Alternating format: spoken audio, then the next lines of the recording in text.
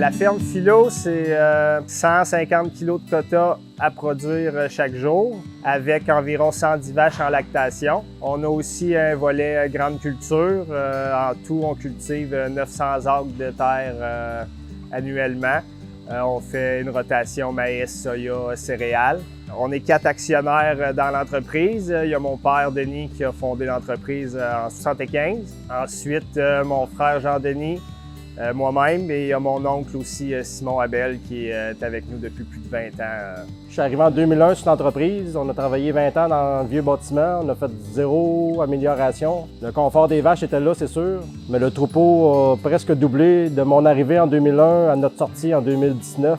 Le choix des robots, c'est un choix qui nous intéressait vraiment. La pénurie de main-d'œuvre partout en agriculture, la traite constante avec les robots, la surproduction que les machines sont capables d'aller chercher sans avoir plus de main-d'œuvre ou d'efforts supplémentaires. Covery sont arrivés très tôt dans le projet pour justement nous donner des cibles à atteindre. Là. Des fois, c'était même 6 mois d'avance, 9 mois d'avance, tu dois être prêt à. Donc, c'est pour ça qu'on avait déjà des génisses saillies pour... Lorsqu'on a démarré les robots, on avait beaucoup de sujets fraîches vêlées en première lactation qui sont prêts à performer au robot.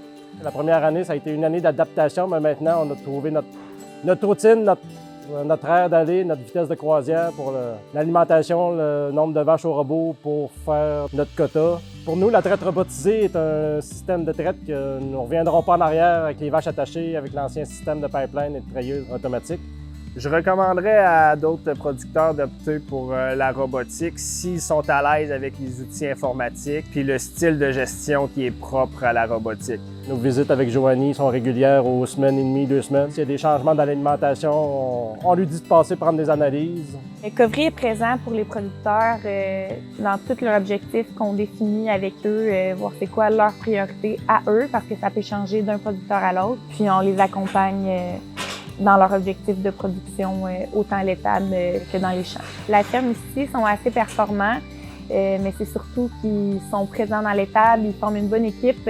Jean-Denis et Frédéric se complètent très bien, puis sont prêts à prendre les moyens pour bien performer et être dans les groupes de tête. Le choix qu'on a fait de construire notre étable a été une des meilleures décisions qu'on a pu faire pour le futur de notre entreprise, puis le futur aussi de la relève qui pourra se joindre à nous éventuellement. Puis ça, c'est quelque chose qui nous rend très fiers.